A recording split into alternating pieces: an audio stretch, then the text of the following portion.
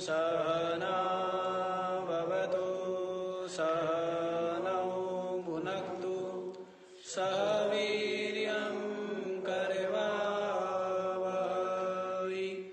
तेजस्विनावधीतमस्तु मा विद्विषावहै। ओम शांति शांति शांति।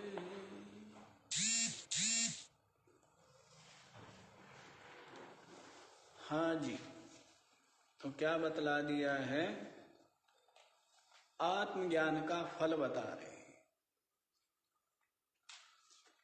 जिसको परमात्मा का ज्ञान हो गया उसको क्या हो गई है? परमात्म प्राप्ति हो गई। क्या हो गई है? अपने हृदय में ही अपनी आत्मा की ब्रह्म रूपता, सच्चिदानंद रूपता, परमात्म रूपता को अनुभव जिसने कर लिया है, तो ऐसा जो क्या है? ब्रह्मवेत्ता, ब्रह्म ज्ञानी, वो ब्रह्म रूप ही है। गीता जी में कहा है, क्या बताया है? ज्ञानी त्वात्मैव मे मतम। ज्ञानी तो क्या है? ज्ञानी तो स्वयं मेरी अपनी आत्मा ही है, मेरा अपना आपा है। ज्ञानी क्या है? मेरा अपना आपा ही है, ऐसा बता चुके हैं। अर्थात ज्ञानी कहो, परमात्मा कहो, ब्रह्म कहो, कुछ भी कहिए एक ही बात। गुरु कहो, सदगुरु कहो, साहिब कहो, अविनाशी कहो, जो कहो, परमात्मा है। क्या है? परमात्मा रूप ही है। तो साथ ही साथ इस ज्ञान का फल भी बता रहे हैं। प्रत्यक्ष फल क्या बतलाया है? दृष्ट दुखेषु अनुद्वेगः। क्या है? यहाँ पर प्रस्तुत वर्तमान में जो भी दुख, प्रतिकूलता, विषमता, संकट आदि उपस्थित होवे, तो वो उद्विग्न नहीं होता है। क्यों नहीं होता है? जानता है सब मिथ्या है, जानता है सब प्रारब्ध का खेल है, जानता है कि मैं अविनाशी हूं, तो इसलिए निर्भय बना रहता है, निश्चिंत बना रहता है। तो ये बतला दिया था। फिर ये भी बताया था कि जो कर्म, निषिद्ध कर्म जो अज्ञान दशा में कोई करता है, ज्ञान हो जाने पर वे कर्म नहीं हो सकते। जो अंधेरे में होता है, प्रकाश होने पर नहीं होता है। ज्ञानी अज्ञानी का भेद बता दिया है। जैसे अज्ञानी जो है, जो नहीं जानता है मरुभूमि के जल को, तो वो उसको सत्य मानता है, और जो जानता है वो जानता है प्रतीति मात्र है। क्या है? प्रतीति मात्र है, वास्तव में वो जल का सरोवर नहीं भरा हुआ है। ये भेद है। अज्ञानी सत्य मानता है कि सर्प है, ज्ञानी जानता है सर्पाकार रूप प्रतीत हो रहा है, लेकिन है रस्सी। पुरुष जैसा दिख रहा है, लेकिन है ठूठ। जानता है, इसीलिए भ्रांति में नहीं पड़ता और भय क्लेश से बचा रहता है। जब भ्रांति नहीं होगी तो भय, दुख, क्लेश, पीड़ा होगी? भ्रांति से ही तो है। अज्ञान और अज्ञान से भ्रांति, और जिसको ज्ञान हो गया तो भ्रांति नहीं हो सकती, और भ्रांति नहीं होगी तो भय होगा, दुख होगा? नहीं होगा। तो इस प्रकार से ज्ञानी और अज्ञानी का भेद बता दिया है ना। तो अज्ञानी की प्रवृत्ति बनी रहती है इस जगत में, और ज्ञानी की इससे क्या बनी रहती है, निवृत्ति बनी रहती अंतस में। शरीर आदि के द्वारा, उपाधि के द्वारा प्रवृत्ति होते हुए भी निरंतर जो निवृत्ति में ही विराजमान है। शरीर आदि के द्वारा प्रवृत्ति होते हुए भी स्वयं क्या है, निवृत्ति में विराजमान है कि मैं सर्वथा अकर्ता, सर्वथा अभोक्ता, सर्वथा असंग निर्लेप साक्षी मात्र चिन्ह मात्र हूं। तो ऐसी निवृत्ति प्रवृत्ति होते हुए भी बनी रहती है। देह इंद्रिय प्राण की प्रवृत्ति होते हुए भी जो निवृत्ति रूप ही है, निवृत्ति में ही प्रतिष्ठित है। तो ये बतला दिया है। तो ये सब आप सुन चुके हैं। अब आगे 424वां श्लोक आप लोग सुनिए। अज्ञान हृदय ग्रंथेर विनाशो यद्यशेषतः अनिच्छोर्विषया किन्नो प्रवृत्तेः कारणं स्वतः।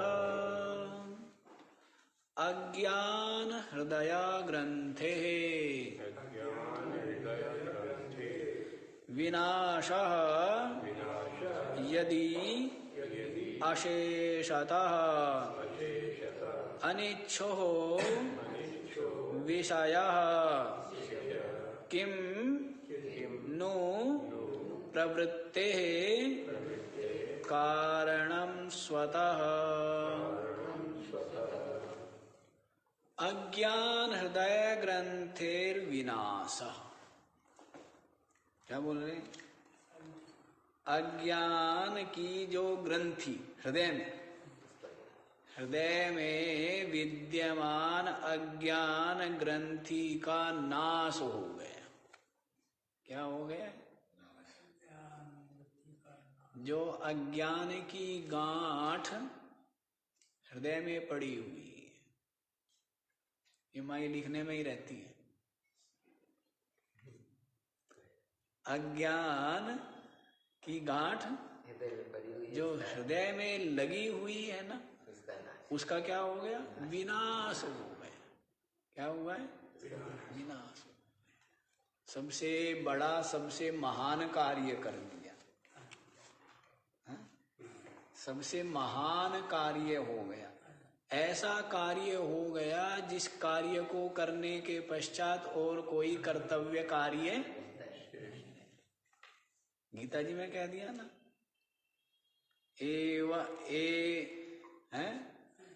सबसे इति गुह्यतमं शास्त्रमिदमुक्तं मया नघ एतद् बुद्ध्वा बुद्धिमान् स्यात् कृतकृत्यश्च भारत।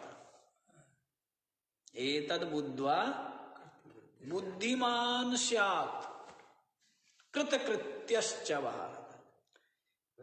एतद् बुद्ध्वा, इसको जान करके बुद्धिमान स्यात्, क्या हो जाता है? वो ज्ञान संपन्न हो जाता है।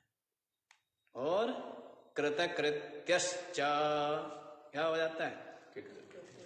कृतकृत्य हो जाता है। कृत्यम सर्वम, सर्वम कृत्यम येन कृतम, संपूर्ण कर्तव्य उसके द्वारा हो गए, संपूर्ण कर्म हो गए, कुछ भी शेष नहीं रहा है, क्योंकि ब्रह्म रूप हो गया, अद्वैत हो गया। तो कर्म क्रिया फल रूप ये जो जगत है, ये क्या हो गया? ये भी उसका अपनी आत्मा ही हो गया, आत्म रूप ही हो गया। ये भी अपने में ही विलय हो गया है, अपना आत्म रूप है। आप क्या चाहते हो? कहीं धन मिल जाए तो क्या करोगे? तुरंत उसको आत्मसात करोगे ना। अब व्यक्ति सब कुछ आत्मसात कर लेना चाहता है। जो जो अच्छा अच्छा है, जो जिसमें राग है, जिसमें मेरापन है, उसको क्या करना चाहता है? आत्मसात कर लेना चाहता है, अपने में समेट लेना चाहता है ना। लेकिन तिजोरी में रखा हुआ तो तिजोरी में ही रह जाता है, और संसार में रखा हुआ संसार में रह जाता है। लेकिन जिसने किस में रख लिया? अपने में रख लिया, अपना आपा बना लिया। सबके सब क्या हो गए? आत्मरूप हो गए। क्या हो गए?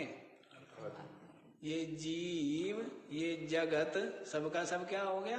परमात्म रूप हो गया, अपनी आत्म रूप हो गया। तो अभेद एकत्व हो गया, अद्वैत हो गया। तो बताइए, डरने की बात है या आनंद की बात है? अभी सोचता है माता पिता ना छूटे, पति पत्नी ना छूटे, पुत्र पुत्री ना छूटे, ये रहता है ना, धन संपदा ना छूटे। तो कुछ भी नहीं छूट रहा है, सबके सब क्या हो रहे हैं? अब तक तो भेद था, द्वैत था, लेकिन क्या हो गए? आत्मरूप हो गया। सारा का सारा विश्व अपने में ही विलय हो गया, आत्मरूप हो गया। तो जब विलय होता है ना, जैसे होता क्या है, सोने आप जाते हो, जब आप सोते हो तब भी आप क्या होते हो? आत्मरूप होते हो। तब क्या होते हो? आत्मरूप होते हो। तो सबका सब अपनी आप में ही विलय हो गया। इसीलिए क्या होती है? विशेष आनंद की अनुभूति होती है। तो ज्ञानी, वो तो अज्ञान दशा में है, और ज्ञानी का क्या हो गया है? ज्ञान में, बोध में, जागृत में अपना आत्मरूप हो गया। अन्यथा संसार की चीजें यहीं पड़ी रह जाएगी, और सबके सब वियोग है, सबका सब नाश है ही। धनानि भूमौ पशुश्च गोष्ठे, भार्या गृहद्वारी जनः शमशाने, देहश्चितायाम परलोक मार्गे, धर्मानुगो गच्छति जीव एकः। जब तक जीव है तब तक तो अकेला ही जाना पड़ेगा। धन तो कहाँ रह जाएगा? धरती में गड़ा हुआ। पशु कहाँ रह जाएंगे? गोष्ठ में रह जाएंगे।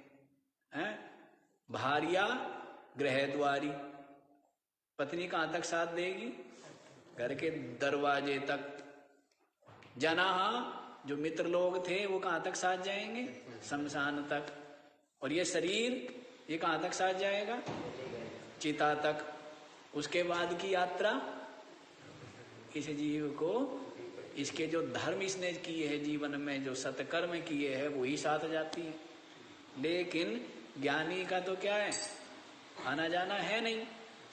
और ज्ञानी के लिए तो क्या हो गया है? सब देश, सब काल, सब वस्तु, सबके सब क्या हो गया? आत्मरूप हो गया है। क्योंकि इनका भेद को जानने वाला, भेद को जानने वाला, उनकी कल्पना करने वाला जो चित्त है, वो क्या हो गया है? अचित्त भाव को प्राप्त हो गया। चिन्ह भाव को प्राप्त हो, चिद भाव को, चिद रूप हो गया ना, आत्मरूप हो गया। तो इस प्रकार से सबका सब आत्मरूप हो जाने से निर्भयता आ गई। क्या आ गई है? अभयता, अद्वैतता आ गई। तो ग्रंथि पड़ी हुई है, देखो क्या कह रहे हैं। अज्ञान हृदय ग्रंथेर विनाशः। जो गांठ लगी हुई है ना, इस गांठ के कारण से ब्रह्म क्या है? जीव भाव को प्राप्त हो गए। जो गांठ पड़ी है, अब गांठ खोल दी। गुरुजी ने क्या की? गांठ खोल दी, तो क्या हो गया? मैं ब्रह्म हूं, चिदानंद रूपा शिवोहम शिवो। न मे मृत्यु शंका न मे जाति भेदा, पिता नैव मे नैव माता न जन्म, न बंधुर्न मित्रं गुरुर्नैव शिष्य, चिदानंद रूपः न मे मृत्यु शंका। मृत्यु की कोई आशंका है ही नहीं मेरी। मरने वाला मरेगा और मैं कभी नहीं मरता। न मे जाति भेदा, ये जातियों के भेद, चाहे मनुष्य जाति, पशु जाति और जाति, या और मनुष्यों में भी जो जाति बनी हुई है। न मे जाति भेदा, मुझे आत्मा में कोई जाति भेद नहीं, ना मेरी मृत्यु है ना मुझ में जाति।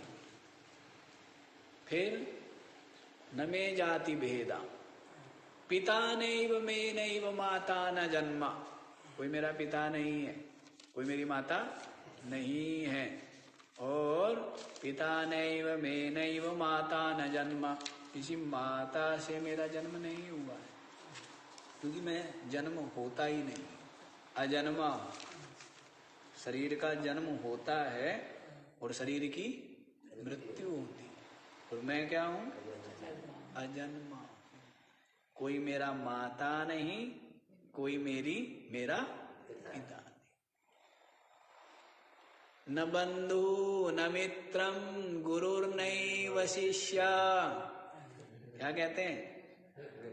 न बंधु न मित्रम, न कोई भाई बंधु है, न मित्रम, न कोई मेरा गुरुर्नैव शिष्य, गुरु भी कोई नहीं। क्या है?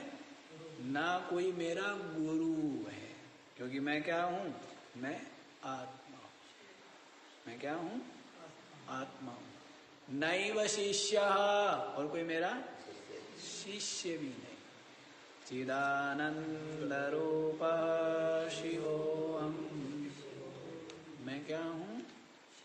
चिद हूं, आनंद हूं, शिव। क्या हूं मैं? चिन्मात्र, चेतन, आनंद रूप हूं। क्या हूं? शिव रूप हूं, सदा कल्याण रूप। ऐसा बोध, ऐसी अनुभूति जिसको है, वह क्या है? वो ब्रह्म है। वो क्या है? अद्वैत है। तो ऐसा अद्वैत रूप है। और देखो जी, जब तक इस द्वैत जगत में द्वैत बुद्धि बनी रहेगी, तो पुनः पुनः भय को प्राप्त होगा, पुनः पुनः जन्म मृत्यु को प्राप्त होगा। इसलिए अपनी आत्मा की सच्चिदानंद ब्रह्म रूपता को तत्काल अनुभव करके क्या हो जाइए? जन्म मृत्यु और भय और इस दृश्य जगत से सर्वथा मुक्त हो जाइए। अन्यः पंथा न विद्यते अयनाय, और मुक्ति के लिए इसके अतिरिक्त और कोई मार्ग नहीं, हमारे से नहीं होगा जी, ये तो महात्मा लोग करेंगे जी, हैं? इतना पुरुषार्थ लगता है जी, महात्मा करे ना करे, हम नहीं करेंगे। मत कर, रोता है, क्या होगा? कितने ही कुछ कर्म करो, उपासना करो, हैं? कुरुते गंगा सागर गमनम व्रत परिपालनम अथवा दानम, ज्ञान विहीनम सर्वमतेना मुक्ति न भवति जन्म सते। भज गोविंदम गोविंदम भज गूढ़म। कुरुते गंगा सागर गमनम, गंगा सागर जाओ, बड़ा कठिन है, और कठिन काम करना ही तपस्या है। कठिन काम करना, अब तो सुविधाएं हो गई है, हाँ? गंगा सागर एक बार हम भी चले गए अब चले गए, कहीं कहते हैं ना कि गंगा सारे तीर्थ बारंबार, गंगा सागर एक बार। तो महात्मा मजाक करते थे कि गंगा सागर एक बार कोई चला गया ना दोबारा जाएगा भी नहीं। क्या जाएगा किस लिए है? बंगालियों के मध्य और क्या है, उनका भोजन कितना मलिन है, मच्छी, और वहां बस पता ही है आपको गंगा सागर। तो गंगा सागर वैसे कहते हैं कि भाई गंगा सागर तीर्थों का तीर्थ भी कहा जाता है ना। तो महिमा तो जिस सभी की महिमा है, क्या है, सबकी महिमा है। घर में है माता पिता, यदि बालक बुद्धिमान है, संस्कारी है, तो उसके लिए माता पिता क्या है, वही भगवान है। वही क्या है, वही गुरु है, वही भगवान है। वो क्या नहीं है, सब कुछ है। संस्कारी बालक के लिए वहीं से उसको क्या मिलेगा, बहुत ज्ञान मिलेगा, और तब उसकी प्रवृत्ति होगी कि हाँ, संस्कार होंगे तभी तो प्रवृत्ति होगी। परमात्मा को जानू तभी किसी सदगुरु को खोजेगा, है ना। तो देख समझने की बात है। तो सबकी महिमा है, सबका सब क्या है, महिमाशाली है। जहां जहां भी सात्विकता है, जहां जहां भी निष्कपटता है, वहीं वहीं पर क्या है, हाँ, वहीं वहीं पर महिमा है, परमात्मा की महिमा है। बोलते हैं यद यद विभूति मत सत्वम श्रीमदूर्जितमेव वा तत्तदेवावगच्छत्वम मम तेजोंस संभवम। जहां पर जो जो भी वैशिष्ट्य दिख रहा है, जहां पर जो जो भी विभूति है, श्रेष्ठता है, वो क्या है, मम तेजोंस संभवम। वो क्या है, मुझ आत्मा परमात्मा के तेज का ही वहां पर क्या समझना चाहिए, विशेष प्रसाद समझना चाहिए। इसलिए तो बोल दिया कि सब कुछ मैं ही हूं। सब कुछ क्या हूं, सब कुछ मैं ही हूं। पांडवा नाम धनंजय, ऐसे करके आया ना, क्या क्या बोला है, वृष्णीनाम वासुदेवोस्मि। हाँ, वृष्णीनाम वासुदेवोस्मि, पांडवानाम धनंजय, मुनीनाम अप्यहं व्यास, कवीनाम उशना कवि। सब कुछ मैं ही हूं। व्यास कौन है, वो मैं हूं, हैं? और जो भूत भविष्य वर्तमान की जानने वाले कौन है, वो मैं शुक्राचार्य, वो भी मैं ही। मैं ही बृहस्पति हूं, मैं ही शंकर हूं, मैं ही बृहस्पति, मैं ही इंद्र हूं, मैं ही कुबेर हूं, मैं ही वरुण हूं। क्योंकि सब कुछ क्या है, सब कुछ मैं ही। सब कुछ क्या है, रामः शस्त्रभृतामहम्, बोला है ना, शस्त्रधारियों में राम मैं हूं। सब मैं ही हूं, सबका सब मुझ आत्मा रूप अधिष्ठान में ही भास रहा है। सब मुझ से ही प्रकट है, मुझ में ही प्रकट है, मेरे ही आश्रित है, और मुझ में ही सबका सब क्या है, मैं ही हूं। मैं ब्रह्म रूप, मैं ही कबीर हूं, मैं ही नानक हूं, मैं ही दादू हूं, मैं ही पलटू हूं, मैं ही ईशा हूं। सब कुछ मैं ही हूं।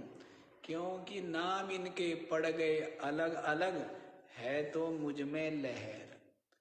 जैसे किसी का नाम सुनामी रख दिया, किसी का नाम कुछ और रख दिया, लेकिन सबकी सब क्या है, जल ही तो है। तो वैसे ही सबका सब मुझ आत्मा में भास रहा है। ये सारा का सारा नाम रूप। और अधिष्ठान दृष्टि से देखें तो मैं अद्वितीय सच्चिदानंद ब्रह्म हूं, सब मुझ में कल्पित है। तो ऐसा बोध पाकर के ब्रह्म है, जन्म मृत्यु नहीं है, जीव जगत शरीर नहीं है। क्या है, बस मैं अद्वितीय ब्रह्म। तो हृदय ग्रंथि का क्या हो गया? नाश हो गया। क्या हो गया? पहली और गांठ खुल गई क्या, ये देख लेना आप। यदि और गांठें नहीं खुली होगी तो ये गांठ है ना, क्योंकि सबसे नीचे ये गांठ है, इसके ऊपर बहुत गांठें हैं। जैसे उसमें आया है ना, भागवत में सुनाया था हमने ऋषभ देव जी का, जब भरत चरित्र सुनाया था तब बताया ना कि ऋषभ देव जी क्या कहते हैं कि जड़ चेतन की गांठ जो हृदय में है वो तो है ही, लेकिन एक जो पति पत्नी की गांठ है, इसके बाद गांठ ही गांठ है। पुत्र पिता की गांठ है, उसके बाद मकान दुकान धन संपदा की गांठ है, उसके बाद गांठ ही गांठ है कि मैं धनी, मैं पद वाला, प्रशंसित, ये सब क्या है? गांठ ही गांठ। तो वो सब गांठें खुल गई, जान लिया वो सबका सब व्यर्थ, सबका सब असार, दुख रूप, बंधन रूप, सब गांठें खुल गई है, एक गांठ रह गई है। फिर आ गया गुरुजी के पास। गुरुजी क्या करते हैं? यदि सारी गांठें खुली हुई है तो इस गांठ को खोलने में, और वे गांठें नहीं खुली है तो उसको खोलने के लिए क्या कहते? कर्म करो, उपासना करो। क्या बोलते हैं? उन गांठों को भी तो खोलना है जो रजोगुण तमोगुण की गांठें लगी हुई है। इसलिए कह दिया था शुरू में ही इसमें, चित्तस्य शुद्धये कर्मा न तो वस्तुपलब्धये, वस्तु सिद्धि विचारेणा न किंचित कर्म कोटि। ये जितने भी कर्म है, उपासना है, कर्म ही है ना, उपासना भी कर्म की ही कोटि में आती है। जो एक तो इंद्रियों के द्वारा किया जाए कर्म, शरीर आदि के द्वारा, और ये मानसिक कर्म है उपासना। उपासना भी क्या है? मानसिक कर्म है। तो चित्त से शुद्ध ये कर्म किस लिए है? चित्त की शुद्धि के लिए, न तो वस्तु उपलब्ध है, वस्तु की उपलब्धि, वस्तु सिद्धि विचारेणा। वस्तु सिद्धि किससे होगी? इस ज्ञान विचार से ही होगी। न किंचित कर्म कोटि भी, करोड़ों कर्मों के द्वारा भी वस्तु की, तत्व की प्राप्ति नहीं होगी। ये बता दिया है। तो सब गांठ खुल गई थी, एक गांठ रह गई थी, तो आया वो भी मिर्शा थी। हाँ वो तो मिर्शा थी। चलो मिर्शा नहीं बताते, बता दो चुके हैं, अभी यही समझ लो।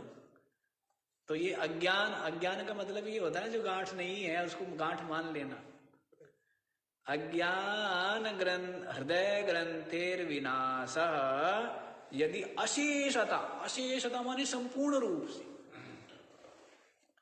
अशेषतः, अशेषतः कहने का अभिप्राय है दृढ़ परोक्ष ज्ञान नहीं, क्या हो गया है? दृढ़ अपरोक्ष अनुभूति हो गई। परोक्ष ज्ञान जब तक है तब तक हृदय ग्रंथि का नाश नहीं हुआ है। केवल ऊपर से बुद्धि में समझ आ गया, थोड़ा सा निश्चय कर लिया है, ऐसा नहीं। अपनी आत्मा की ब्रह्म रूपता का अनुभव,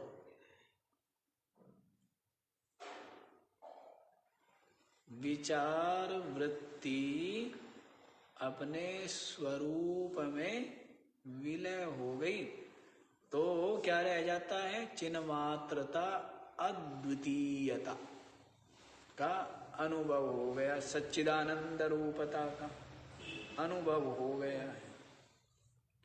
तो उसको क्या कहेंगे? वही अपरोक्ष अनुभूति है। अपनी आत्मा का क्या हो गया? अपरोक्ष अनुभव हो गया है। तो उसी को कह रहे अशेषता। जब तक परोक्ष ज्ञान है वो तो अज्ञानी के ही समान है।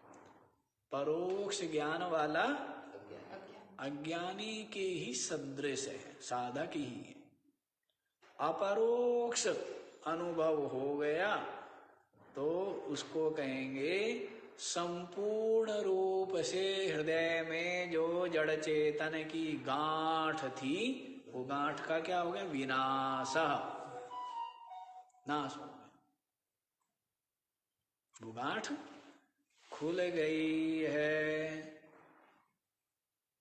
अशेषता तो कह रहे यदि अज्ञान हृदय ग्रंथि का अशेष रूप से नाश हो गया है तो अनिच्छोर विषय किन्नु प्रवृत्ते कारणम स्वतः। विषय अनिच्छो हो तो विषय की कोई इच्छा होगी क्या? विषय आभास रूप है। सबके सब विषय क्या है? आभास रूप है, मिथ्या प्रतीति मात्र है। और ये दुख रूप है और ये है वो है, वो तो सब बहुत पहले ही चिंतन और अनुभव हो ही चुका था। तो अब क्या है? अब जो ये विषय है भी तो क्या है? आभास रूप। ये विषय, ये नाम रूप रूपात्मक प्रपंच विषय वस्तु रूप ये जगत सारा का सारा क्या है? आभास रूप प्रतीति मात्र मिथ्या है। ऐसा क्या है? अनुभव है। ऐसा अनुभूति जिसको है तो उसके लिए कहते हैं स्वतः विषय किन्नु प्रवृत्ते कारणम भवति। जो ये विषय है क्या स्वतः उसकी प्रवृत्ति के कारण हो सकते हैं? देखो ये जो विषय है, प्राणी पदार्थ है, ये आपको खींचते हैं या आप इनकी ओर खींचते हैं? वृक्ष ने आपको पकड़ा हुआ है या आपने पकड़ा हुआ है ना? आपने पकड़ा हुआ है तो है जी, विषयों को हम ही खींचते हैं। हाँ, तो आपके अंदर जो अज्ञान है, आपके अंदर जो राग है, आपके अंदर इन विषयों में जो सुख बुद्धि है, उसी के कारण से आप इनका संग्रह करते हैं। उसी के कारण से ना उनको पाना चाहते हैं। तो विषय तो जानते ही नहीं है, विषयों को तो अब उसे फल है या गुलाब जामुन है उसको थोड़ा पता है कुछ कि मैं कितनी स्वादिष्ट हूँ, कितनी मीठी हूँ। पता है गुलाब जामुन को? है या गुलाब जामुन आपको बुला रही है? वो हमारे वो रामानंद जी थे ना, हम कहीं जाते तो लोग परोस देते, जैसे भोजन मेज पर रख दिया है तो वो भी बैठ जाते कई बार हमारे साथ। अब उनको धैर्य थोड़ा सा कम था खाने पीने का, और फिर वो थोड़ा सा लोक लाज की प्रवाह भी थोड़ा कम करते थे। वो नहीं भी ज्यादा सोचते कि कोई कुछ सोच रहा है तो सोचने दो, हैं? हाँ, तो वो मजाक करते थे। मैं कहता थोड़ा रुक तो जाओ थोड़ा धैर्य रखो। कहते नहीं, जिसके सामने दुश्मन बैठा हो एक तो उनका ये प्रसिद्ध था कि दुश्मन सामने बैठा हुआ है, इसको छोड़े कैसे? मतलब खाने की चीज रखी है तो खाई जाए ना, हैं? दूसरा वो मजाक करते, कहते मेरे को बुला रहे हैं, अंगूर रखे हैं ना, ये मेरे को बुला रहे हैं तो मैं क्या करूं? मेरे को खाना पड़ेगा। तो मजाक की बात है, वो बुला रहे हैं या आपके अंदर का जो राग है वो बुला रहा है? वो नहीं बुला रहे हैं ना। आप अब वहीं पर रख दिया जहर या कड़वा करेला रख दो, वो करेला तो नहीं बुला रहा है आपको, हैं? और वो गुलाब जामुन वो बुलाती है, गुलाब जामुन बुलाती है ना, करेला बुलाता है। एक महात्मा थे, पता नहीं सेठ जी ले आए थे क्या उनको कहीं से। एक बार आ गए वो महात्मा और बीच बीच में आने लगे कि महाराज जी क्या बताऊं, रात को ठाकुर जी ने सोने ही नहीं दिया, हैं? और ठाकुर जी जो है रात को उठाया कि उठ और मेरे को जो है आलू के पराठे खिला, हैं? अब कहने लगा कि महाराज जी मैं रात को उठना पड़ा, उठ करके फिर पराठे बनाए और ठाकुर जी को भोग लगाया, और अंदर वाला ठाकुर चाह रहा था। और दोष किस वाले ठाकुर पर? बाहर जो ठाकुर जी रख रखा था, कह रहा उसने उठाया मेरे को। अब उठाया भी किसने था? अंदर वाले ठाकुर ने, हैं? अंदर वाले ठाकुर ने उठाया। अंदर वाले ठाकुर को खाने थे, बनाने भी किसे पड़े? अंदर वाले को ही। और खाना भी किसको पड़ा? और बाहर क्या है? बाहर केवल आरोप है। बाहर क्या है? बाहर क्या? तो रोज रोज उसको कुछ ना कुछ चाहिए था। स्वयं चटोरा था और आरोप किस पे लगाता था? ठाकुर जी पर। लख स्वरूप तू आप है ठाकुर, क्यों बन रहा पत्थरों का चाकर। चार धाम सब तीरथ नहाकर, क्या धोवे तू साफ है बिन समझे। तू समझे तो खुद आप है, बता और किसको पाप। लख स्वरूप तू आप है ठाकुर। ठाकुर जी क्या बोलते हैं? ठाकुर। आप है ठाकुर, क्यों बन रहा पत्थरों का चाकर। चार धाम सब तीरथ नहाकर, क्या क्यों नहाता है? क्या हो जाऊं मैं? निष्पाप हो जाऊं। क्या हो जाऊं? पाप रहित हो जाऊं। चार धाम सब तीरथ नहाकर, क्या धोवे तू साफ है। तुझ आत्मा में दाग नहीं लगता है। ये सारे धर्म कर्म कर्ता भोक्ता आदि तुझसे नहीं चिपकते हैं। ये सब अंतःकरण के धर्म है। ये सब अंतःकरण के धर्म हैं। और इतना तो बोध, जो यहाँ बोध तक पहुंच गया कि मैं आत्मा हूं, तो इतना तो बोध उसको पहले ही हो चुका है कि ये सारे जितने भी अधर्म है, राग है, जगत की वस्तुओं का प्राप्ति रक्षण सेवन है, सबका सब भयानक बंधन और भयानक दुख का रूप और भयानक विपत्ति का रूप है। इतना तो है ना, कि सारा का सारा जितना भी विषय वस्तु प्राणी पदार्थ प्रशंसा का जो भी राग है, सबका सब क्या है? महान बंधन, महान अशांति, महान दुख रूप, महान विपत्ति को देने वाले। इतना तो बोध बहुत पहले हो गया। इतना बोध तो बहुत पहले हो गया। उसके बाद में ये बोध हुआ है कि मैं आत्मा हूं, मैं नित्य मुक्त ब्रह्म हूं, सच्चिदानंद हूं। ये बोध तो बाद में हुआ है। तो ऐसा बोध जिसको है, तो कहते हैं चार धाम सब तीरथ नहाकर, क्या धोवे। इसको धोना चाहता है भाई, कि जी मैं अपने आप को धोना चाहता हूं। अरे तू तो सदा ही निष्पाप है। अनघा क्या बोल रहे गीता जी में? हैं? क्या बोल रहे बारंबार? अनघा, अगह रहित, पाप रहित, निष्पाप। मयानघ, क्या बोला है? मयानघ, मया अनघा। हे अनघा, अर्जुन को बोल रहे तू क्या है?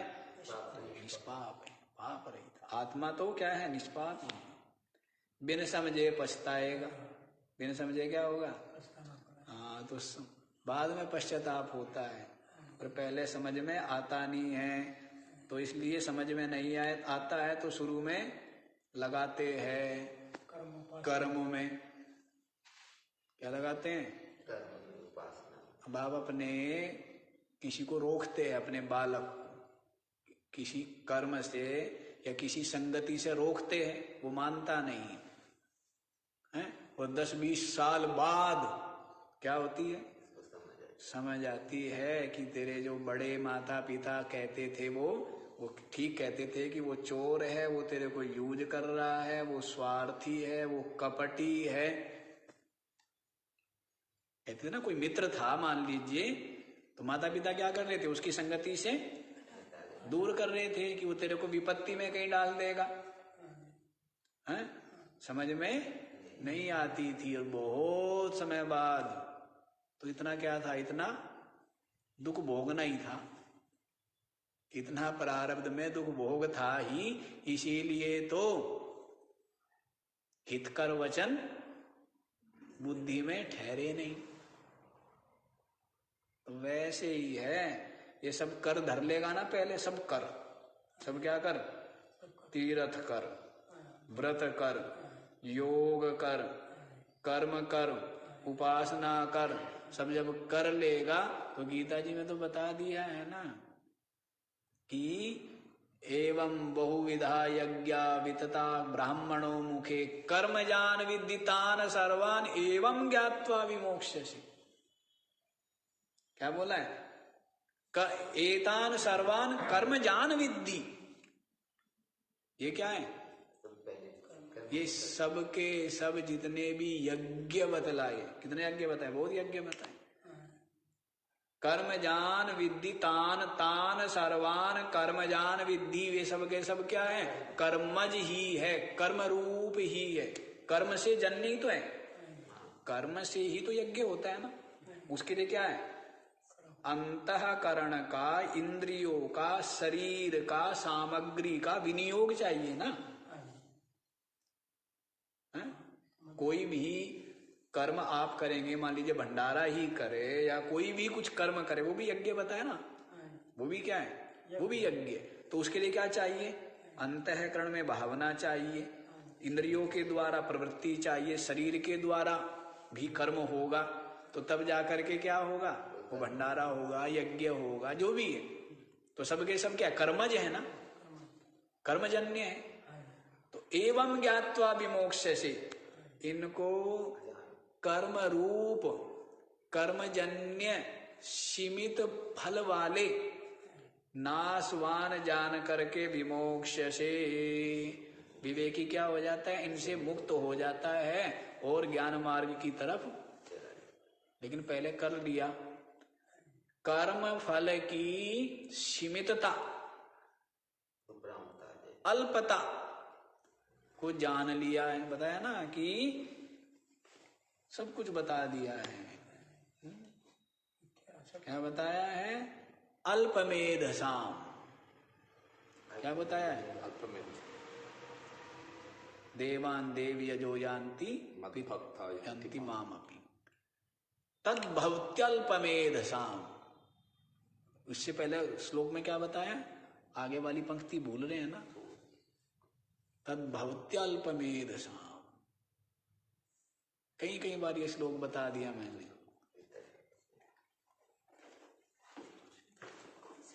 अध्याय का पता ही नहीं लगेगा।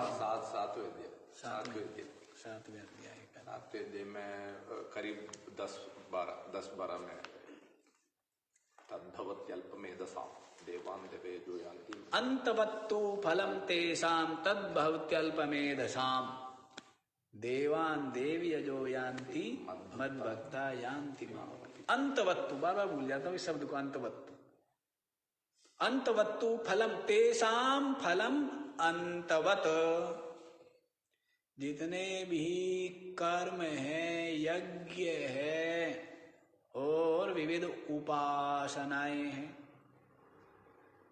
साधारण साधक को नहीं बता रहे बातें, संसारी को या जो साधारण है साधक उसको नहीं बता रही है बातें। किसको, व्युत्पन्न मति को बता रहे, विवेक वैराग्य संपन्न उसको बता रहे हैं। क्या, तेषाम फलम अंतवत, इन समस्त कर्म उपासनाओं का फल क्या है, अंत वाला है, नाश हो जाने वाला है।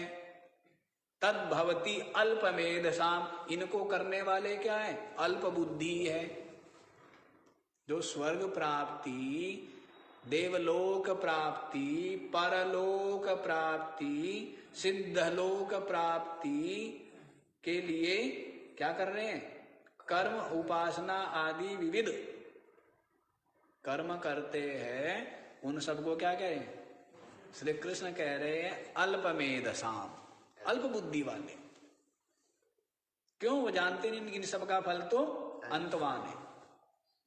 इसलिए देवान देव यजो यान्ति मद भक्ता यान्ति मामपि। जो देवताओं का यजन करेंगे, पूजन करेंगे, वो देवता को प्राप्त होंगे, और जो मुझ अंतर्यामी परमात्मा का भजन करेंगे, वो मुझ अंतर्यामी परमात्मा को प्राप्त होकर क्या हो जाएंगे? मुक्त हो जाएंगे, ब्रह्म रूप हो जाएंगे। क्या हो जाएंगे? परमात्मा हो जाएंगे। परमात्मा हो जाएंगे। तो ये बता दिया है जी। तो यहाँ पर बताया ना कि विषयों में प्रवृत्ति, चित्त में जो राग है, उसी के कारण से होती है। लेकिन जिसकी हृदय ग्रंथि का नाश हो गया, तो हृदय ग्रंथि का, अज्ञान ग्रंथि का नाश हो गया है, उसके लिए विषय, दृश्य, सबका सब क्या है? आभास रूप है, मिथ्या है। तो ये उसकी प्रवृत्ति के हेतु नहीं बन सकते। ये तो साधक की भी प्रवृत्ति के हेतु नहीं बनते, ज्ञानी की प्रवृत्ति के हेतु तो दूर की बात है। साधक भी के पास भी अनुभव है, दुख रूप है। साधक के पास क्या अनुभव है? दुख रूप है। और ज्ञानी के पास क्या अनुभव है? मिथ्या है। ये भेद है।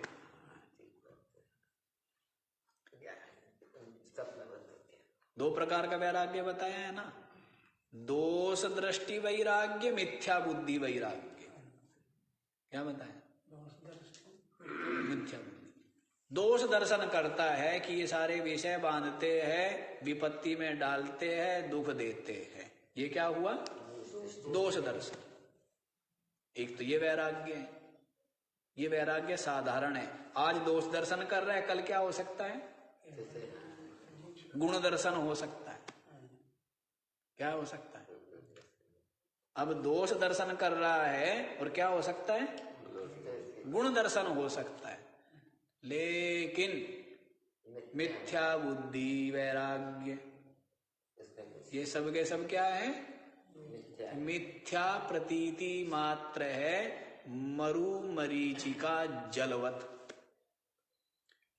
अब जिसने जान लिया कि जल है नहीं, भास रहा है, वो उसमें स्नान पान की इच्छा नहीं करता है। वैसे ही मिथ्या बुद्धि है कि सारे विषय वस्तु क्या है? स्वप्न, प्रतीति मात्र, मिथ्या है।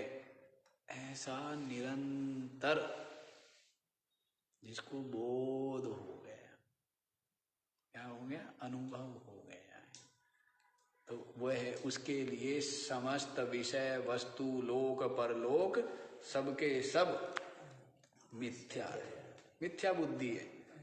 अब ब्रह्म पदवी पाकर के भी ब्रह्म ज्ञानी को प्रारब्ध से क्या हो गया? ब्रह्मलोक की प्राप्ति हो गई है। प्रारब्ध से क्या हुआ? और वहां पर उसको ब्रह्मा जी बना दिया है। वहां पर क्या हुआ? प्रधानमंत्री नहीं, कोई विश्व का कोई नेता नहीं, कोई स्वर्ग का स्वामी अधिपति इंद्र नहीं। क्या बना दिया है? ब्रह्मा जी बना दिया है। उस पर बैठा होकर के भी उसके चित्त में तनिक सा भी हर्ष क्या? उसके लिए मिथ्या है। उसके लिए क्या है? यदि चित्त में खेद या हर्ष हो रहा है तो जीव भाव है और सत्यत्व बुद्धि है। दृश्य में क्या है? सत्यत्व बुद्धि है, और चित्त में क्या है? जीव भाव है। तो खेद नहीं है, और उसको ब्रह्म की पदवी, ब्रह्मा की पदवी से उठा करके और स्वर के शरीर में पटक दिया है। क्या किया? ब्रह्मा की पदवी से उठा करके कहां पटक दिया? प्रारब्ध ने। किसने?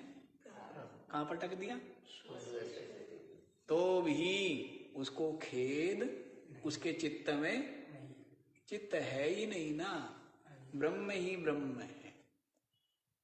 क्या है? ब्रह्म ही ब्रह्म है, चित्त है नहीं। समझ आ रहा है? यदि कर्म ने प्रारब्ध ने कहां पटक दिया? सूअर के शरीर में पटक दिया है, लेकिन बोधवान तो निरंतर ब्रह्म है, अद्वैत है, मुक्त है, सच्चिदानंद है। प्रारब्ध ने ब्रह्मा पदवी पर बैठा दिया है। हर्ष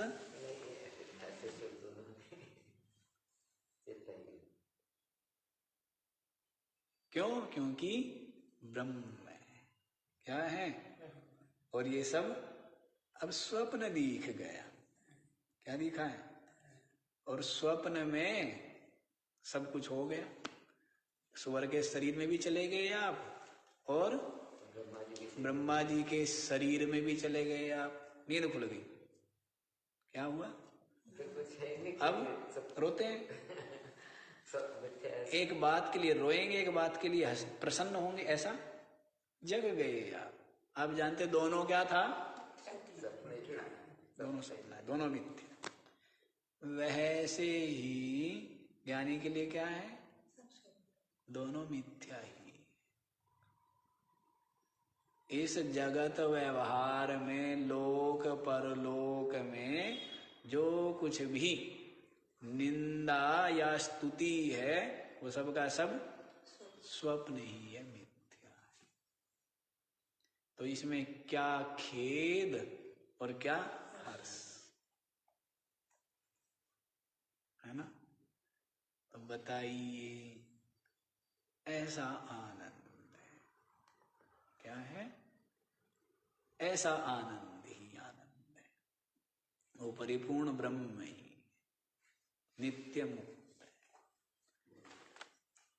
तो देख लीजिए, आगे वाला भी बताए नहीं जी। आगे वाला तो कैसे बता दे, या बता ही दे, बता ही देते हैं। तो आगे वाला श्लोक भी आप सुन लीजिए। वासनानुदयो भोग्ये वैराग्यस्य परोवधि अहं भावोदया भावो बोधस्य परमोवधि लीनवृत्तिरनुत्पत्तिर्मर्यादोपरतेस्तु सा। सुंदर बता दिया। वासना अनुदयः भोग्ये वैराग्यस्य परः अवधिः अहं भाव उदय अभावः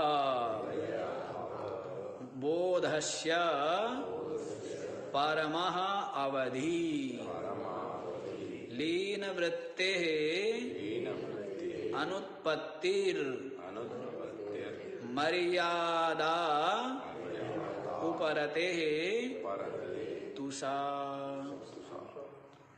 भोग्ये वासना अनुदय वैराग्यस्य परः अवधि।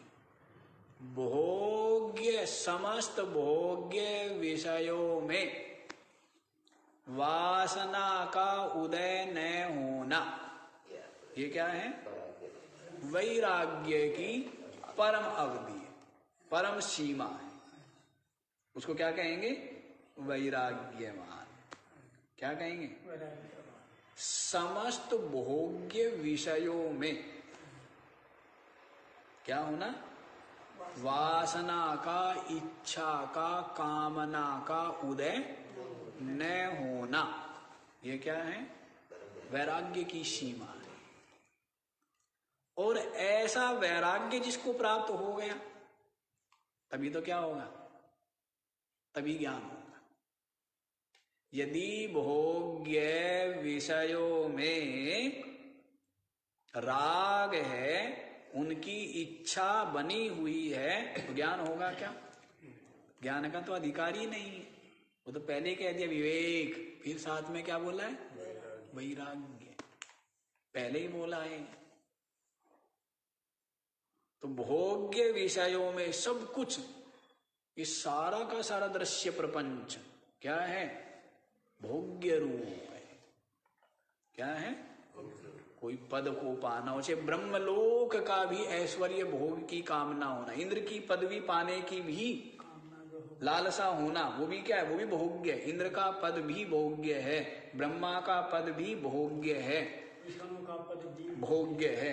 ब्रह्मा विष्णु महेश तीनों जो है जीव रूप है। नहीं, तीनों एक पद है, रूप है। पद तो है, हाँ, पर जीव मानेगा ये ना। नहीं, जीव नहीं माने जाएंगे। और देखो जीव से तो ये बड़े ये ऐसा है, देवता। कोई शरीर में है ज्ञानी, ठीक है, शरीर में है, लेकिन उसको क्या है? बोध है कि मैं आत्मा हूं, ब्रह्म हूं। तो शरीर में रहते रहते भी वो क्या है? वो ब्रह्म ही है ना। तो वैसे ही जिनको बोध है अपनी ब्रह्म रूपता का, तो वो जगत का व्यवहार या संचालन या सब कुछ करते हुए भी क्या है? मुक्त ही है, ब्रह्म ही, ब्रह्म ही है। जीव उसको कहते हैं जिसको अज्ञान का आवरण है, वो जीव है। और जिसको आवरण नहीं है, वो देहधारी होते हुए भी क्या है? वो ब्रह्म है, वो मुक्त है। इसलिए जो ईश्वर कोटि में ब्रह्मा विष्णु शिव ये पद स्वीकार किए गए हैं, तो उनको क्या है? कि वो ब्रह्म रूप ही है, उनको आवरण नहीं है। और जिसको आवरण है, चाहे वो कोई भी हो, देखो ऐसा है, कोई गृहस्थ है जैसे जनक, और उसका अज्ञान हृदय ग्रंथि का नाश हो गया, वो कौन है? वो ब्रह्म है, वो मुक्त है। कोई सन्यासी है, क्या है? सन्यासी है, जिसके पास कुछ है नहीं, संग्रह नहीं है, कुछ नहीं है, लेकिन ज्ञान नहीं है, तो वो क्या है? वो जीव है। कोई इंद्र बन गया, ज्ञान नहीं है, तो क्या है? वो जीव है। और जिसको ज्ञान है और शरीर में ले गया हिरण का, वो क्या है? ब्रह्म है। ज्ञान है ना, अभी तो आपको बताया, ज्ञान यदि है तो स्वर के शरीर में भी क्या है? वो ब्रह्म है, नित्य मुक्त है, सच्चिदानंद है। तो महाराज जी, जब तक जो जब ज्ञान हो जाएगा ब्रह्म का, मैं ब्रह्म हूँ, तो उसकी कितनी अवस्था रहेगी फिर आगे जाके? अवस्था मतलब कितने दिन जीवेगा? कौन जिएगा? जीना मरना किसका है? जीना मरता शरीर है, हाँ, पर वो शरीरधारी तो वही है ना। ब्रह्मा विष्णु में शरीरधारी नहीं ना, सूक्ष्म शरीर। आप भी शरीरधारी नहीं हो। सूक्ष्म, हाँ, वैसे तो आत्मा मान्यता है नहीं। आप भी शरीरधारी नहीं हो। हाँ। अभी भी आप संसार में आपकी बुद्धि को लेके कह रहे हो ना, आप इस संसार को सत्य मान रहे हो, शरीर को सत्य मान रहे हो, जीव भाव और बुद्धि के साथ जुड़ रहे हो, है ना। आप भी शरीरधारी नहीं हो, आपका भी जन्म नहीं हुआ है। ये बोध आपको हो जाएगा तो उसी समय आप क्या हो? ब्रह्म हो, नित्य मुक्त हो। और ये बोध जब तक नहीं होगा तो वही वाली बात है, पैदा हो यूं ही मरेगा, बोला है ना। बात महिमा बोध की है। बोध यदि है तो वो मुक्त है। तो इसको आप क्यों महत्व दे रहे हैं? पद को, पदवी को और शरीर के रहने को, ये अलग विषय है, ये प्रारब्ध का विषय है। शरीर, इंद्रिया, प्राण, अंतःकरण, ये किसका विषय है? प्रारब्ध का विषय है। ये सारा का सारा जड़ वर्ग, और मैं चेतन हूं और मैं नित्य मुक्त हूं। अब ये पत्थर पड़ा हुआ है, ये 100 साल में मिट जाना चाहिए, 1000 साल रहना चाहिए, उससे कोई मतलब? ज्ञानी का क्या प्रयोजन है? ये पर्वत जो है ये लाखों वर्ष तक रहे और आज के आज ही चूर्ण हो जाए, कोई दिक्कत? वैसे ही शरीर, इंद्रिया, प्राण, अंतःकरण ये जीवित रहे या अभी के अभी धराशायी हो जाए तो ब्रह्मरूपी है।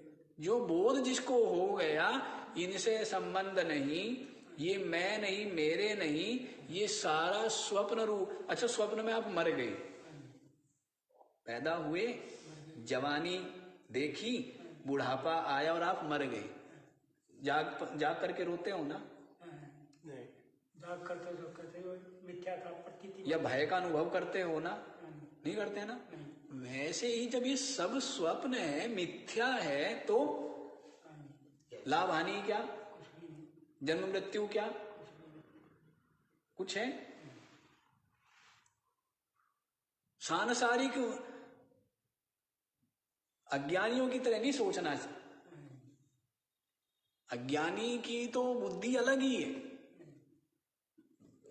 हम तो कहते हैं कि ये सारा का सारा दृश्य विषय क्या है? शुरू में तो कहा कि दुख रूप है, बंधन रूप है। अज्ञानी की ऐसी बुद्धि है क्या? वो क्या कहता है? सुख रूप, परम लाभ, परम उपलब्धि, ईश्वर की कृपा, भगवान की दया, देवताओं का आशीर्वाद, सौभाग्य हमारा की उसकी ये बुद्धि है। साधक महान अनर्थ रूप है, दुख रूप है, बंधन रूप है, अशांति को देने वाले हैं, बारंबार जन्म मरण को देने वाले हैं। साधक का ये बोध है, ये बुद्धि है। उसको क्या दिखते? सबके सब दुख रूप दिखते। सारे पद, सारे प्रतिष्ठा, सब विषय, सब वस्तु क्या दिखते? दुख रूप दिखते। और थोड़ा सा ऊपर आता है, ज्ञान सुनता है तो सब जानता क्या है? दुख रूप नहीं है, ये तो वास्तव में मिथ्या है, प्रतीति मात्र है ही नहीं। आपको तो यहां आना है और आप पहुंचते हो संसारी जीव भाव की तरह कि वो बंधन में, वो अज्ञानी ज्ञानी, कोई कैसा भी उससे सब स्वप्न में ही तो है। रोना किस लिए, हंसना किस लिए? जो इस सपने को सत्य मानेगा वो रोएगा, और जो इसको सपना जानेगा आनंद ही आनंद लेगा। जो इसको सपने को सत्य मानेगा तो क्या होगा? रोना पड़ेगा ना, कभी हंसेगा कभी रोएगा। और जिसने जाना कि ये सब स्वप्न है, वो क्या करेगा? वो आनंद लेगा। वो हर चीज का क्या लेगा? सपने में उसको कहा कि भाई तेरे को जो है ना उसका सुदामा का अभिनय करना है। क्या हुआ? जैसे मंच पर मंचन हुआ तो कहा कि तेरे को किसका अभिनय करना है? सुदामा का। और तेरे को कृष्ण का अभिनय करना है। अब उसमें एक अपने आप को क्या मानने लगे? श्रेष्ठ। और अपने आप को एक क्या माने? अरे वो क्या है? एक नाटक है, एक खेल है। तो उसमें कोई अपने आप को बहुत महिमाशाली, अपने आप को बहुत भाग्यहीन जानने मानने की जरूरत नहीं।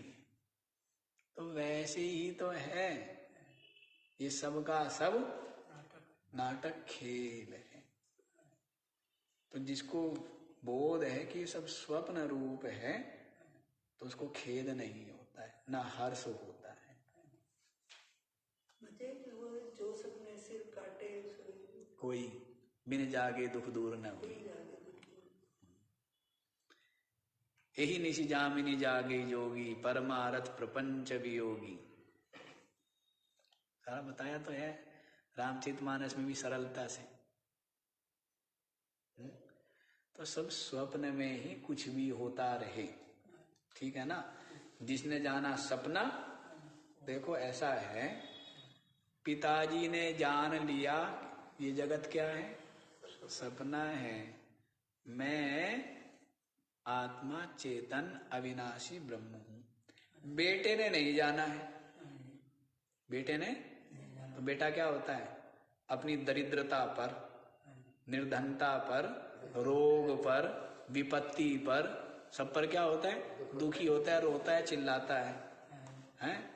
और पिता जानता है कि सब क्या है? ब्रह्मा जी के पास वशिष्ठ जी महाराज बैठे हैं। अरे समय बताना था, जल्दी बीच में ये बात होगी। ब्रह्मा जी के पास वशिष्ठ जी बैठे, ब्रह्मा जी आनंद में है, क्यों जानते हैं क्या है ये? मैं ब्रह्मा हूं, मैंने तो रचा है ये, मैंने क्या किया? मेरे संकल्प से ही सब भास रहा है। वशिष्ठ जी बड़े दुखी है। क्यों? वशिष्ठ जी अपने को सत्य मान रहे, शरीर को और संसार को। जब वशिष्ठ जी को ज्ञान दिया, वशिष्ठ जी भी मुक्त हो गए। देखो, वैराग्य की अवधि बता दिया है, व्याख्या फिर देख लेंगे।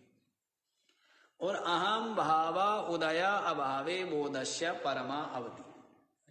भोग्य विषयों में इच्छा का उदय न होना वैराग्य की सीमा है, और अहम भाव का उदय न होना ये बोध की सीमा है। अहम भाव, जीव भाव का उदय ना होना ये क्या है?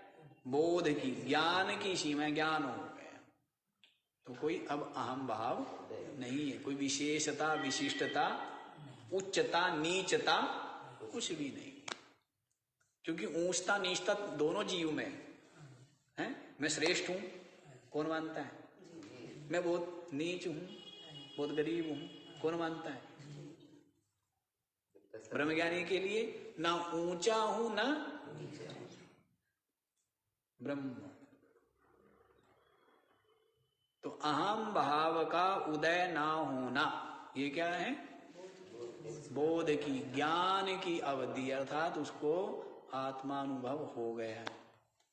और लीन वृत्तेर अनुत्पत्तिर मर्यादोपरतेस्तु सा। स्वरूप में चित्त वृत्ति क्या हो गई? लीन हो गई है। क्या हो गई है? स्वरूप में लीन हो गई है वृत्ति। तो ये उपरति की मर्यादा है, सीमा है। क्या हो गई? उपरति सुना था ना, बोध के अनंतर क्या सुना था? उपरति। वैराग्य, बोध, उपरति, परमाशांति, ये सुने थे ना आपने? तो वैराग्य की सीमा क्या है? विषयों से में वासना का उदय ना होना, ये क्या है? वैराग्य की सीमा। बोध की सीमा क्या है?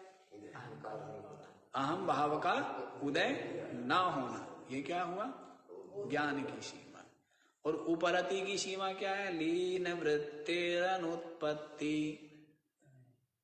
लीन वृत्ति की दोबारा उत्पत्ति न होना, ये उपरति की सीमा है ना। तो अपना अपना प्रारब्ध है। जनक जी व्यवहार में भी है, और सुखदेव जी तो व्यवहार से सर्वथा उपरत है, लेकिन बोधवान होने से दोनों ही मुक्त है। दोनों ही क्या है? मुक्त है, ब्रह्म रूप है। आज इतना ही, बाकी का ओम।